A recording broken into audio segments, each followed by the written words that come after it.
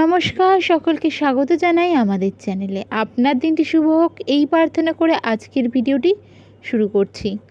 আজকে আমরা কথা বলবো ধনুরাশির যারা জাতক জাতিকা রয়েছেন, অর্থাৎ স্যাজিটেরিয়াস সাইনের যারা জাতক জাতিকা রয়েছেন, তাদের এপ্রিল মাস 2026 কেমন যাবে। তো চলুন দেরি না করে ভিডিওটি শুরু করা যাক। স্যাজিটেরিয়াস অর্থাৎ ধনুরাশি হলো কালপুরুষ রাশিমণ্ডলের রাশিচক্রের নবমতম রাশি। এই রাশির অধিপতি হলো বৃহস্পতি অর্থাৎ জুপিটার, এবং এই ধনুরাশি হলো একটি অগ্নিতত্ত্বের রাশি অর্থাৎ ফায়ার এলিমেন্ট। তো চলুন দেরি না করে দেখে নেওয়া যাক 2026 অর্থাৎ সূর্যের বছরে এপ্রিল মাস এই রাশির জাতক জাতিকাদের ঠিক কেমনভাবে কাটতে চলেছে।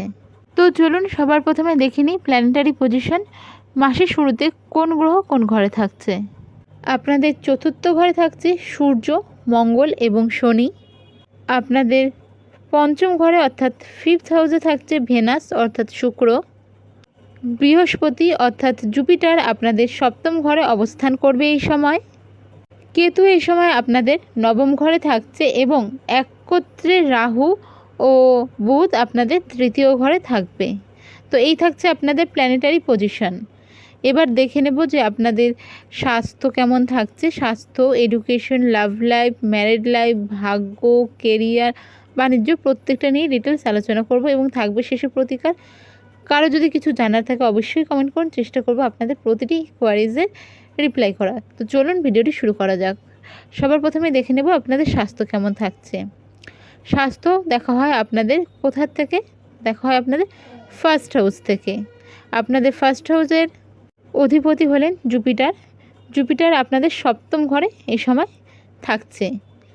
আর সপ্তম ঘর কিন্তু বিবাহের ঘরও হয়, আর সপ্তম ঘর কিন্তু একটি ভালো ঘর হিসাবেই জ্যোতিষশাস্ত্রে গণনা করা হয়ে থাকে। তো এই সময় যদি হেলথের দিকে বলা যায় তাহলে আপনাদের হেলথ নিয়ে খুব বেশি চিন্তার বিষয় আমি দেখতে পাচ্ছি না। এবং হেলথের ব্যাপারে যদি আমরা বলতে যাই বা দেখতে যাই তাহলে প্রথম ঘর থেকে হেলথ যেহেতু দেখা হয়ে থাকে, সেক্ষেত্রে ইমিউনিটির ব্যাপার থাকে। তো সেই ক্ষেত্রে মাসের প্রথম দিকটাতে কিন্তু আপনাদের হেলথ নিয়ে খুব বেশি চিন্তার বিষয় থাকছে না। তবে দ্বিতীয়ার্ধে বা 19শে এপ্রিলের পরে যখন শুক্র ট্রানজিট করে আপনাদের সিক্সথ হাউসে চলে আসছে এবং তার দৃষ্টি পড়ছে এবং মঙ্গলের দৃষ্টি যখন পড়ছে, সেই ক্ষেত্রে কিন্তু আপনাদের একটা জিনিস মাথায় রাখতে হবে যে কিছু কিছু সমস্যা আপনাদের কিন্তু দেখা দিতে পারে। যেমন কিছু কিছু ক্ষেত্রে আপনাদের স্কিন রিলেটেড সমস্যা বা পুরনো কোনো স্কিন রিলেটেড সমস্যা কিন্তু আপনাদের আবার বেড়ে যেতে পারে।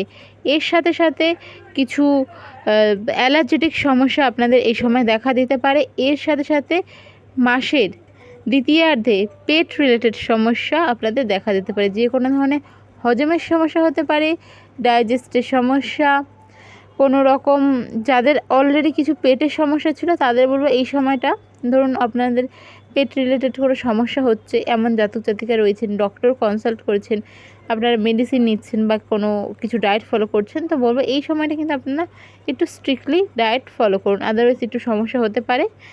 বা যে কোনো খাবার খেয়ে ব্লোটিং হালকা এরকম মানে ছোটো ছোটো কোনো সমস্যা কিন্তু আপনাদের এই সময়টায় ভোগাতে পারে। তো সেই দিকটায় আপনাদের নজর রাখতে হচ্ছে, আদারওয়াইজ বড় কোনো সমস্যা কিন্তু এই সময় আপনাদের লক্ষ্য করছি না। এরপরে আমরা দেখে নেব যে আপনাদের লাভ রিলেশন কেমন থাকবে। লাভ রিলেশন দেখা হয় ফিফথ হাউস থেকে, আর ফিফথ হাউসে এ সময় আপনাদের শুক্র রয়েছে। তবে 19শে এপ্রিলের পর কিন্তু ফিফথ হাউস থেকে সিক্সথ হাউসে চলে যাবে। তো সেক্ষেত্রে বলবো যে ফিফথ হাউসে যতদিন পর্যন্ত আপনাদের শুক্র থাকছে সেই সময়টা কিন্তু আপনাদের জন্য লাভ রিলেশনের ক্ষেত্রে ভীষণ ভালো একটা সময়। নিজেদের মধ্যে বন্ডিং থাকবে, কোনো সমস্যা থাকলে তা আপনারা ঠিক করে নিতে পারবেন, কমিউনিকেশনের সমস্যা থাকলে তা ঠিক হয়ে যাবে। এই সমস্যাগুলো যাদের ছিল বা বেশ কিছুদিন ধরে অল্প অল্প ফেস করছিলেন তাদের কিন্তু সমস্যাগুলো ঠিক হয়ে যাবে। কিন্তু 19শে এপ্রিলের পরে কিন্তু এই সমস্যাগুলো আবার দেখা দিতে পারে।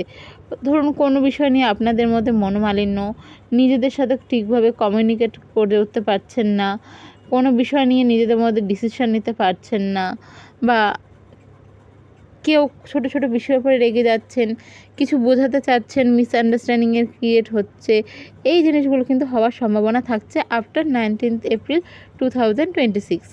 তো লাভ রিলেশনের ক্ষেত্রে আমি জাতক জাতিকাতে বলবো নিজেদের মধ্যে কথা অবশ্যই বলার চেষ্টা করুন, তবে জোর করে যদি কথা বলতে চান এই সময় কিন্তু সমস্যা হতে পারে। তো সেক্ষেত্রে কিছুটা বুঝে ম্যাচুরিটির সাথে আপনাদের হ্যান্ডেল করতে হবে। এরপর আমরা দেখে নেব এডুকেশন। আপনাদের এই সময় কিন্তু 5th হাউসে শুক্র থাকছে এবং 19 এপ্রিল যেমন বললাম 2026-এ ট্রানজিট করে যাবে। আর এডুকেশনও কিন্তু দেখা হয়ে থাকে এই 5th হাউসে। আর আপনাদের এডুকেশনের ক্ষেত্রে যদি বলা যায় তাহলে কিন্তু মাসের শুরুর দিকে শুক্রের প্রভাবে কিন্তু এডুকেশন জায়গাটা ঠিকঠাক থাকছে। আপনাদের যদি এই প্রথম সময়টার মধ্যে কোনো রকম সরকারি এক্সাম থাকে বা ইন্টারভিউ থাকে তার জন্য ভালো। স্কুল কলেজে যারা রয়েছেন স্টুডেন্ট, তারা যাদের এক্সাম রয়েছে তাদের জন্য ভালো, পড়াশোনায় মন বসবে। যে জিনিসটা করতে চাইছেন কিছুটা এফোর্ট দিলে সেই জিনিসটা করতে পারবেন। অবশ্যই বলবো যারা ভালো রেজাল্টের আশায় রয়েছেন এই সময় একটু এফোর্ট দিন, ভালো রেজাল্ট আপনাদের অবশ্যই হবে। এবং যাদের কিছু এক্সাম দিয়েছিলেন, আপনাদের একটা এক্সপেকটেশন ছিল ভালো রেজাল্টের, এই সময় যাদের রেজাল্ট আউট হচ্ছে তাদেরও একটা ভালো কিন্তু সময় থাকছে। তবে শুক্র যখন ট্রানজিট করে যাচ্ছে তারপরে কিন্তু আপনাদের কিছুটা অবস্ট্রাগলস আসতে পারে আফটার 19 এপ্রিল। যদি কোনো কোর্সের ক্ষেত্রে ভাবেন যে আপনি ভর্তি হতে চাইছেন বা সেটা নিয়ে ভাবছেন, অবশ্যই বলবো যে সেক্ষেত্রে চেষ্টা করুন 19 এপ্রিলের আগে। আর কোনো ক্ষেত্রে যদি নাই হয় তো অবশ্যই বলবো যে বারবার চেক করে রিচেক করে নিন, করে নিয়ে তারপর কোনো কিছু নিয়ে ডিসিশন নিন। হুট করে একটা জিনিসের উপর ভরসা করে এই সময় ডিসিশন না নেওয়াটাই বেটার, যারা আফটার 19 এপ্রিল 2026 কোনো ডিসিশন নিতে চাইছেন এডুকেশন রিলেটেড। সেটা কোনো কোর্স হোক, বাইরে যাওয়ার ব্যাপার হোক, কোনো কিছু চেঞ্জেস আনতে চাইছেন, যে কোনো ক্ষেত্রেই তাই বলবো। আদারওয়াইজ এডুকেশনের জায়গায় খুব বেশি চিন্তার বিষয় থাকছে না। তবে 19 এপ্রিলের ক্ষেত্রে কিন্তু 19 এপ্রিলের পরে কিন্তু আপনাদের একটু মনোযোগ বসানো নিয়ে সমস্যা হতে পারে। তো নিজেকে শান্ত রেখে সেই জায়গাগুলো আপনাদের ঠিক করে নিতে হবে। এরপরে দেখে নেব আপনাদের বৈবাহিক জীবন এবং পরিবার এই জায়গাটা কেমন থাকছে। তো সেক্ষেত্রে বলবো যে বৈবাহিক জীবন এই জিনিসটা কিন্তু দেখা হয়ে থাকে 7th হাউস থেকে। এই সময় কিন্তু বৃহস্পতি আপনাদের সপ্তম ঘরে থাকছে, তার সাথে সাথে কিন্তু মঙ্গলের দৃষ্টি আপনাদের এই ঘরেও পড়বে। তো সেক্ষেত্রে বলবো যে একটু এই মাসে কিন্তু আপনাদের রিলেশন খারাপ থাকছে না, বেশ ভালো থাকছে। তবে কিছু কিছু জিনিস কিন্তু ক্ল্যাশ হয়ে যেতে পারে। যেমন কোনো কিছু ডিসিশন নিতে চাইছেন বড় কিছু, সেখানে ধরুন আপনি যেটা চাইছেন আপনার পার্টনার একটু আলাদা চাইছে, তো এই ক্ষেত্রে একটা ডিসিশন ক্ল্যাশ হয়ে যাওয়া, একটু রাগারাগি হওয়া, তবে তা সাময়িক ঠিক হয়ে যাবে। তবে এরকম কিছু কিছু সিচুয়েশন এই মাসে কিন্তু আপনাদের মধ্যে ক্রিয়েট হতে পারে। এই মাসে পারিবারিক যদি দিক দেখা যায় আপনাদের বেশ ভালোই থাকছে, পরিবারের সঙ্গে আপনারা মিলেমিশে থাকতে সক্ষম থাকছেন। তবে এই মাসে যদি দেখা যায় তাহলে কিন্তু পরিবারের ক্ষেত্রে বা বৈবাহিক জীবনে কোনো অশান্তি, ছোটোখাটো যদি অশান্তিও হয়ে যায় তো সেক্ষেত্রে কিন্তু আপনাদের ব্যয়ের মাত্রা বাড়তে চলেছে। মানে পরিবার এবং নিজের বৈবাহিক জীবনের কারণে কিন্তু আপনার ব্যয়ের মাত্রা এই মাসে বেশ বাড়তে চলেছে। তো আদারওয়াইজ আপনাদের এই সময় কিন্তু বিবাহিত জীবন নিয়েও খুব বেশি কোনো কিছু চিন্তার বিষয় থাকছে না। এরপর আমরা দেখে নেব আপনাদের ভাগ্য, ক্যারিয়ার, বিজনেস এগুলো কেমন থাকছে। যদি ভাগ্য এবং ক্যারিয়ারের কথা বলা যায় তো এপ্রিল মাসের প্রথমার্ধে ক্যারিয়ারে কিন্তু বেশ ভালো সুযোগ আসবে।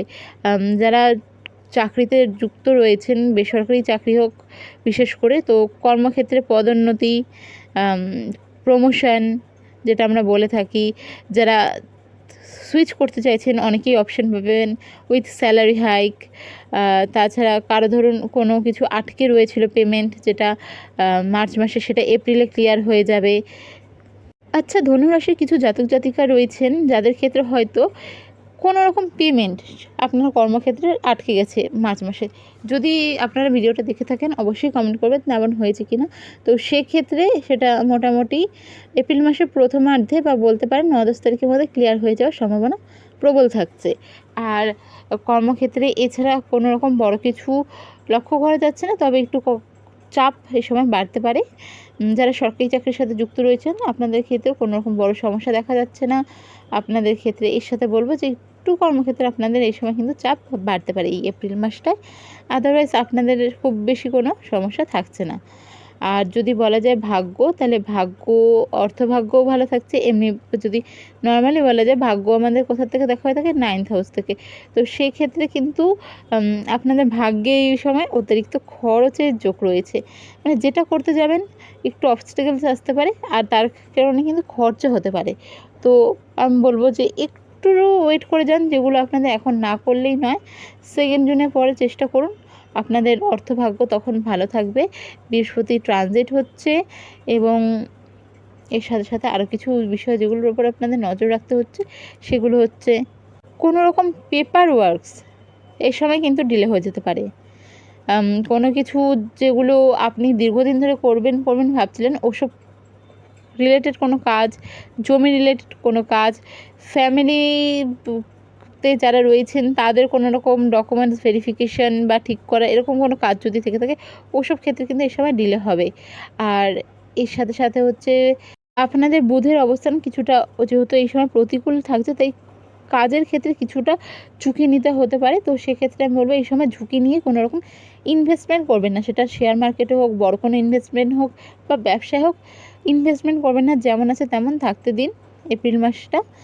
বুধের পজিশন আপনাদের যখন ঠিক হবে এই মাসের শেষের দিকে, দুঃখিত এই মাসে 11ই এপ্রিলের পর, তো তখন আপনারা অবশ্যই তা চেষ্টা করতে পারেন। আদারওয়াইজ আপনাদের কিন্তু খুব বেশি কিছু বিষয় থাকছে না। ব্যবসার ক্ষেত্রে বলবো এই সময় আপনাদের ব্যবসার ক্ষেত্রে ঠিকঠাকই থাকছে, তবে কর্মচারীদের সাথে বা আপনার আন্ডারে যারা কাজ করছে, ব্যবসা যাদের নিজস্ব রয়েছে, তাদের কিন্তু একটু সমস্যা হতে পারে। তো সেক্ষেত্রে মাথা ঠান্ডা রাখুন, নিজের বাক্যের ওপর কন্ট্রোল রাখুন।